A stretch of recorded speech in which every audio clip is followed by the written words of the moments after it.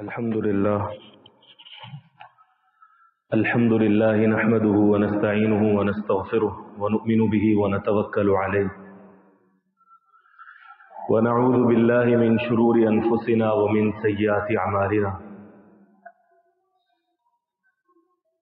من يهده الله فلا مضل له ومن يضلل فلا هادي له وأشهد أن لا إله إلا الله وحده لا شريك له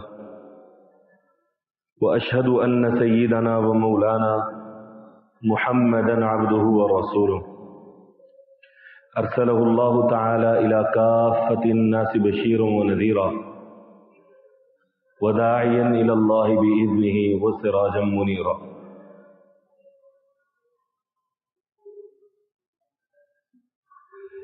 أما بعد فأعوذ بالله من الشيطان الرجيم. بسم الله الرحمن الرحيم. إن الذين قالوا ربنا الله ثم استقاموا تتنزل عليهم الملائكة ألا تخافوا ولا تحزنوا وأبشروا بالجنة التي كنتم توعدون نحن أولياؤكم في الحياة الدنيا وفي الآخرة ولكم فيها ما تشتهي أنفسكم ولكم فيها ما تدعون نزلا من غفور رحيم. صدق الله العظيم. وقال النبي صلى الله عليه وسلم قل آمنت بالله ثم استقم. وصدق رسوله النبي الكريم. میرے انتہائی واجب التعظیم محترم بھائیوں، بزرگوں اور دوستوں، یہ حادثاتی طور پر نہیں ہوا کہ ہم مسلمان بن گئے. یہ اللہ تعالیٰ کی چاہت سے ہوا کہ اللہ تعالیٰ نے ہمیں مسلمان گھرانے میں پیدا کیا.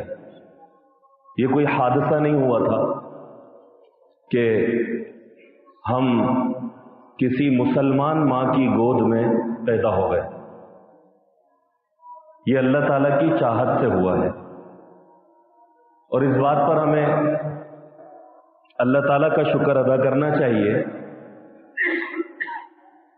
ویسے تو ہر نومولود بچہ فطرت اسلام پر پیدا ہوتا ہے. حدیث شریف میں آتا ہے، نبی کریم صلی اللہ علیہ وسلم نے فرمایا کل مولود یولد علی فطرت الاسلام او کما قال علیہ السلام، کہ ہر بچہ فطرت اسلام پر پیدا ہوتا ہے. فابواہ، پھر اس کے ماں باپ، یہودانہ او یونصرانہ او یمجسانہ، پھر اس کے ماں باپ اسے یہودی بنا دیتے ہیں یا نصرانی بنا دیتے ہیں یا مجوسی بنا دیتے ہیں. تو اللہ تعالیٰ کے چاہنے سے ہم ایمان، اللہ پر یقین والے اور اللہ کی عبدیت کے اندر پیدا ہوتے ہیں. تو اللہ تعالیٰ نے جو ہمیں مسلمان بنایا ہے، یہ حادثاتی طور پر نہیں ہوا. یہ اللہ تعالیٰ کا فضل ہوا، اللہ کا کرم ہوا کہ اللہ نے ہمیں کسی ایسے امتحان سے بچایا کہ ہم کسی کفر کی سوچ رکھنے والوں کے گھر میں پیدا نہیں ہوئے. یہ اللہ نے ہم پہ کرم کیا.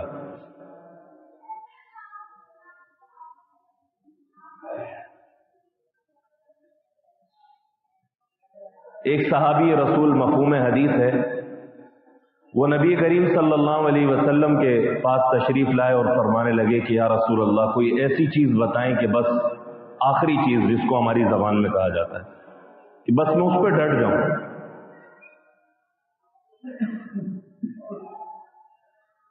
اس سے آگے یا پیچھے کچھ نہ ہو، بس ایک چیز ایسی بتا دیں. یہ مفہوم حدیث عرض کر رہا ہوں بات کو سمجھانے کے لیے.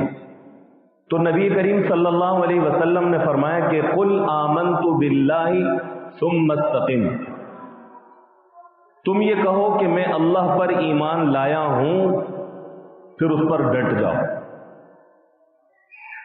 اب یہ ڈٹ جانا کیا ہے، ڈٹیں گے کیسے، اس پر آج بات کریں گے. اور ہمارے پیر کہاں لڑکھڑا جاتے ہیں.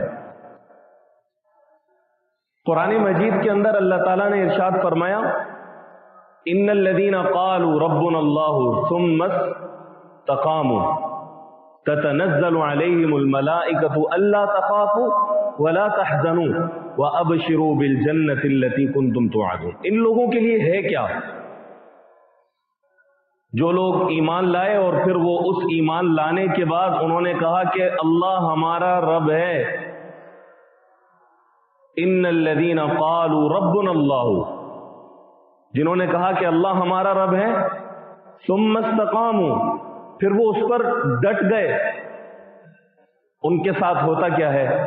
ततनज़्ज़लु अलैहिमुल मलाइकतु अल्ला तख़ाफ़ू, उन पर अल्लाह ताला की रहमत नाजिल होती है, फरिश्ते उन्हें पैगाम सुनाते हैं, अल्ला तख़ाफ़ू, जो कुछ पीछे गुजर गया उसका खौफ मत खाओ, वला तहज़नू, और आगे आने वाली चीजों से गमगीन भी मत हो, व अबशिरू बिल जन्नति allती कुंतुम तुअदून, और तुम्हें जन्नत की बशारत दी जाती है जिसका तुमसे वादा किया गया है। ये उन लोगों के लिए है जो ईमान लाए और उस पर कायम रह गए। हमारा मामला क्या है?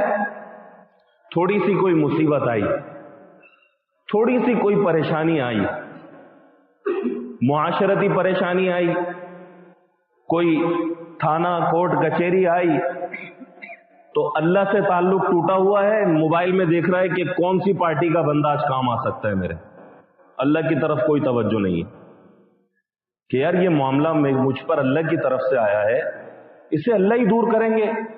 ये अल्फाज सुनने के लिए आज के मुआशरे में कान तरसते हैं।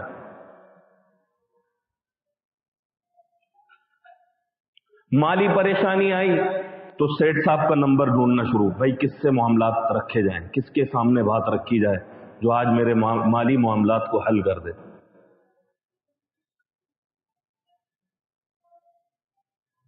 कोई जानी परेशानी आई तो फौरी तौर पर रुजू किया जा रहा है डॉक्टरों। देखो, इन तमाम चीजों से राब्ता और ज़ाब्ता निकालने का मना नहीं है, लेकिन आपको बात बताने का मकसद यह है कि ऐसी किसी भी मुसीबत के आने पर सबसे पहले आपकी दरखास्त किसके अदालत में जानी चाहिए?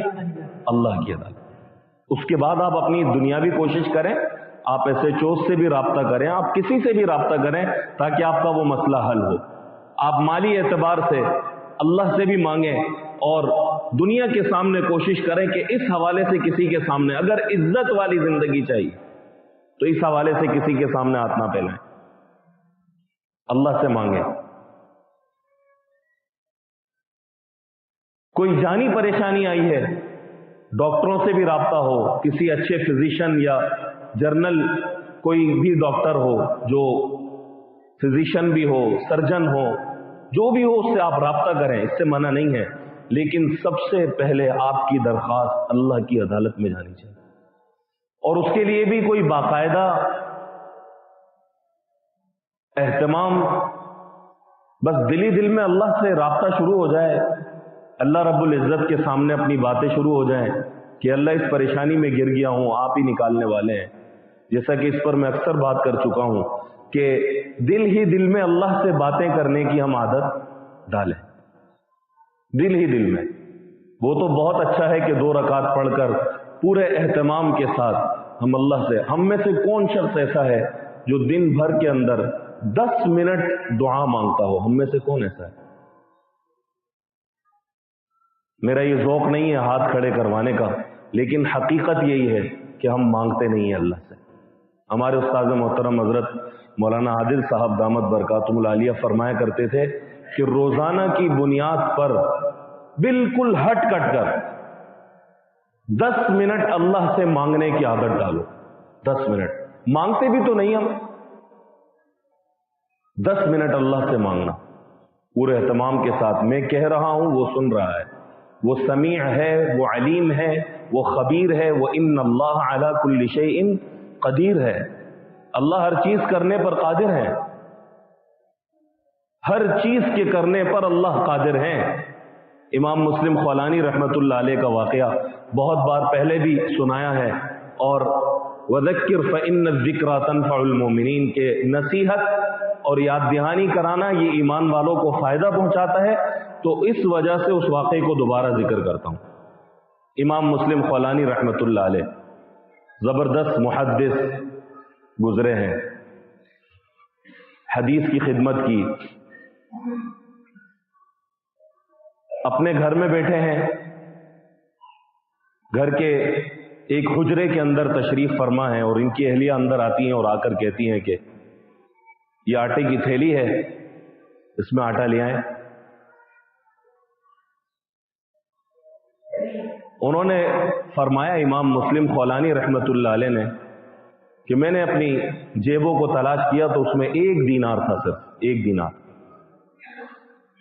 تو وہ آٹے کی تھیلی اور وہ 1 دینار لے کر میں بازار کی طرف چلا. ویسے اپنے حجرے میں کسی حدیث کی خدمت میں اللہ کی یاد میں مصروف تھے.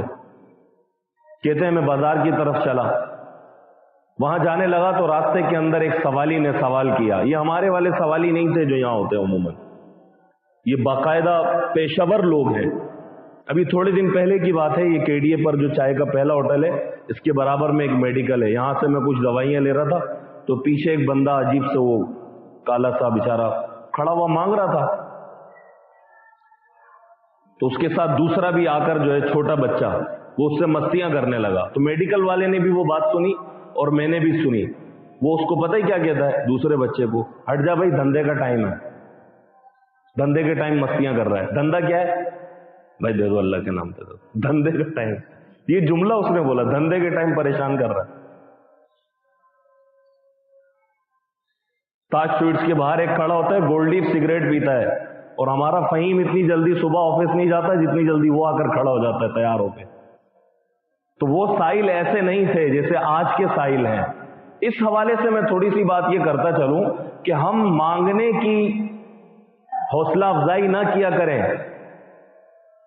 پیٹرول پمپ پہ کھڑے ہیں، 2 روپے بچے ہیں نا بھائی، 2 روپے واپس کرو. 5 روپے بچے ہیں، 5 روپے واپس، پھڈا کر رہے ہوتے ہیں. بھائی اللہ کے بندو، وہ جو پیٹرول ڈال رہا ہے اس سے کہہ دو یہ 5 روپے آپ کے، اس میں کیا مصیبت ہے؟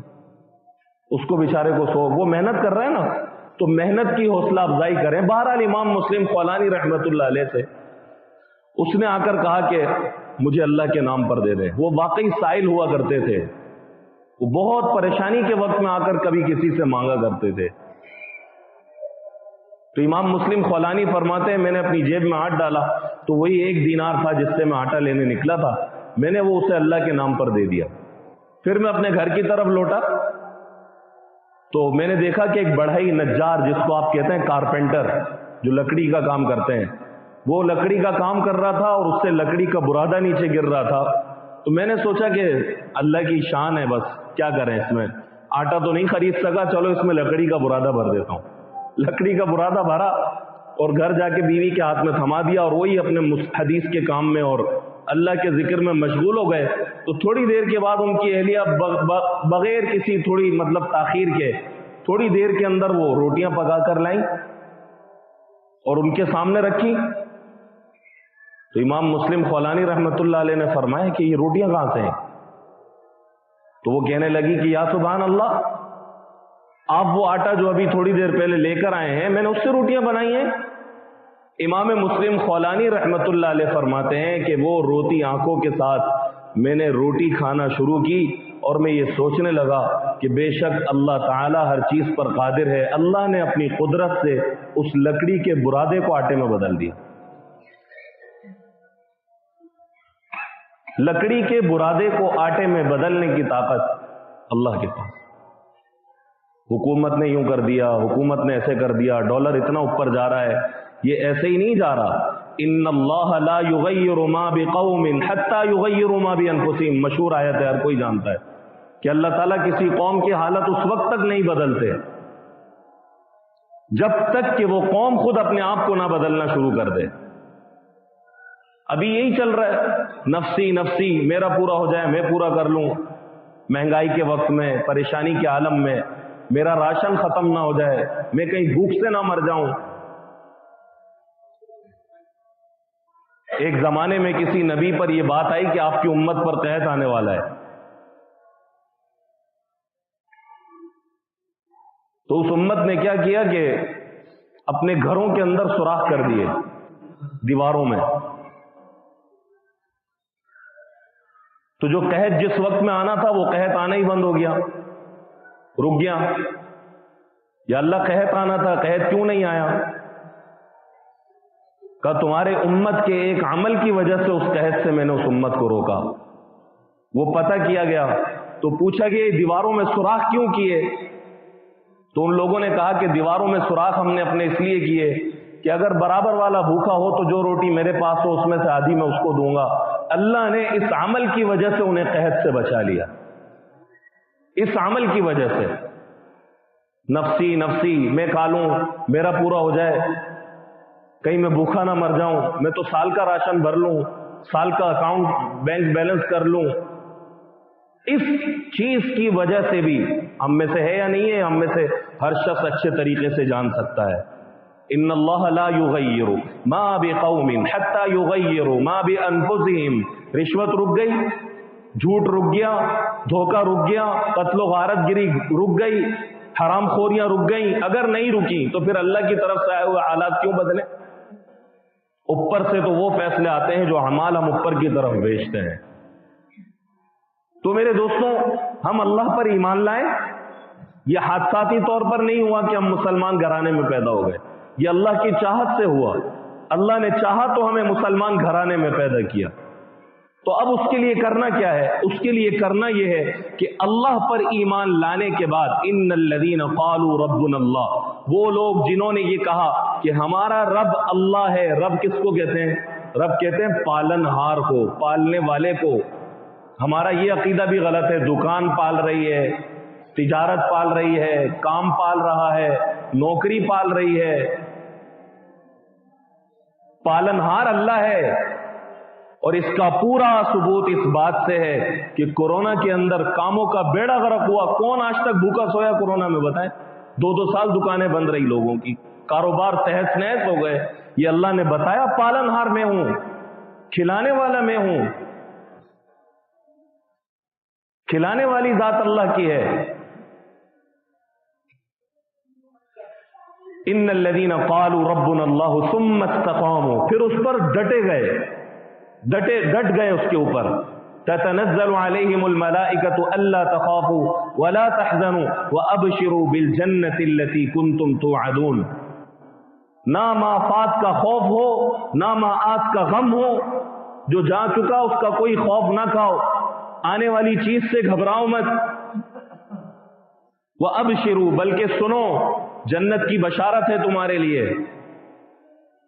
نحن اولیاؤکم فی الحیات الدنیا وفی الآخرہ، ہم تمہارے دوست ہیں اگر تم نے ہمیں اپنا رب مان لیا ہے اور ہمارے سوا کسی کے سامنے اپنی حاجت، اپنی پریشانی، اپنا غم، اپنا دکھ کسی کے سامنے نہیں رکھتے تو ہم تمہارے دوست ہیں. نحن اولیاؤکم فی الحیات الدنیا، اس دنیا کی زندگی میں بھی ہم تمہارے دوست ہیں، یہ اللہ کہہ رہے ہیں. وفی الآخرہ، اور آخرت میں بھی ہم تمہارے دوست ہیں. وَلَكُمْ فِيهَا مَا تَشْتَهِي أَنفُسُكُمْ وَلَكُمْ فِيهَا مَا تَدَّعُونَ، جو چاہو گے، جو تمہاری خواہش ہوگی، وہ ساری کی ساری چیزیں میں تمہیں عطا کر دوں گا. نُزُلًا مِّن غَفُورٍ الرحیم، یہ انعام ہوگا معاف کرنے والے، رحم کرنے والے اللہ کی طرف سے ان لوگوں کے لیے جنہوں نے یہ کہا کہ ہمارا رب اللہ ہے، ہم اس پر ایمان لائے. آپ کو معلوم ہونا چاہیے، کتب احادیث میں آتا ہے کہ ایک وقت ایسا بھی آئے گا، دجال کا زمانہ، کہ روٹی صرف ملے گی اس کو جو دجال کو مانے. یہ فضائل اعمال کے اندر ایک روایت آتی ہے نا، نبی کریم صلی اللہ علیہ وسلم نے فرمایا کہ جب تم جنت کے باغوں پر گزرو تو خوب چرو، خوب کھاؤ. یا رسول اللہ، یہ جنت کے باغ کیا ہیں؟ فرمایا ذکر کے حلقے، اللہ کی یاد کے حلقے، وہ کوئی بھی ہوں، دعوت کی نظر میں ہو، تعلیم کی نظر میں ہو، درس حدیث، درس قرآن کی صورت میں ہو. یہ جو مختلف صورتیں ہیں، یہ ساری کی ساری صورتیں ذکر کے حلقوں کی ہے. تو نبی کریم صلی اللہ علیہ وسلم نے فرمایا جب تم ذکر کے حلقوں پر، جب تم جنت کے باغوں پر گزرو تو خوب چرو. یا رسول اللہ، یہ جنت کے باغ کیا ہیں؟ فرمایا جنت کے باغ ہیں ذکر کے حلقے. اور اس کی میں نے تفصیل بتا دی. یہ اس وقت ہم جو کر رہے ہیں یہ بھی اللہ کا ذکر ہے. خوب چرو, دبا کر کھاؤ. تو اس وقت دجال کے دور میں راشن اس کو ملے گا جو دجال کو مانے گا.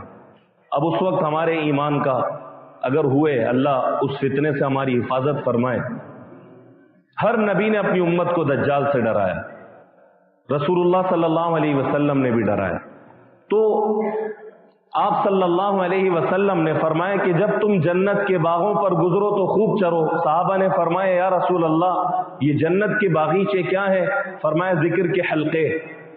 تو دجال کے زمانے میں راشن اس کو ملے گا جو اس کی بات کو مانے گا. بچے بل بلا رہے ہیں, خود بھی بھوک سے چکرا رہا ہے, تو اس وقت کیا ہوگا؟ تو اس وقت محدثین نے لکھا ہے کہ جو شخص قرآن مجید کی تلاوت کرے گا اللہ اپنے فضل سے اس کی بھوک مٹا دے گا. اندازہ کریں, یہ ذکر کے حلقے. سورت یاسین پڑھے گا. یہ پرانی مائیں تھیں, آج کی مائیں تو نیٹ میں لگی ہیں, ورنہ ہمیں اپنی دادی والدہ ان کے وقت کا پتہ لگتا ہے. اس زمانے کی عورتیں یہ کہا کرتی تھیں بھوک لگ رہی ہے, بھوک لگ رہی ہے, امی کھانا دے دیں. تو امی کہتی تھی یاسین پڑھ, تیری بھوک رک جائے گی, مٹ جائے گی, کم ہو جائے گی. یاسین پڑھ, تیری بھوک مٹے گی. تو اب تو وہ مائیں بھی نہیں مل رہی, اللہ رحم فرمائے. اور اب وہ ماحول بھی نہیں ہے. تو بھائی اللہ پر ایمان لائیں اور اس پر ہم ڈٹ جائیں. بس اللہ پہ ایمان لایا ہوں, اب مجھے کوئی شرک نہیں کرنا, کسی کے آگے ہاتھ نہیں پھیلانا. میرے اللہ نے مجھے پیدا کیا ہے, میرا کام کوشش کرنا ہے. کھلانے والی ذات کس کی ہے؟ اللہ کی, اللہ کی ہے. اللہ تعالیٰ ہم سب کو ان کہنے سننے سے زیادہ ان باتوں پر عمل کی توفیق دے, دوسروں تک پہنچانے کی. ان چیزوں کا مذاکرہ کرنا چاہیے, اس سے فائدہ ہوتا ہے. وَذَكِّرْ فَإِنَّ الذِّكْرَى تَنفَعُ الْمُؤْمِنِينَ. آپس میں یہ تذکرہ کرتے رہنا چاہیے کہ تذکرہ کرنا, یاد دہانی کرانا ایمان والوں کو نفع پہنچاتا ہے. اللہ ہمیں صحیح معنی میں اپنے اوپر ایمان کی توفیق عطا فرمائے. وآخر دعوانا الحمدللہ.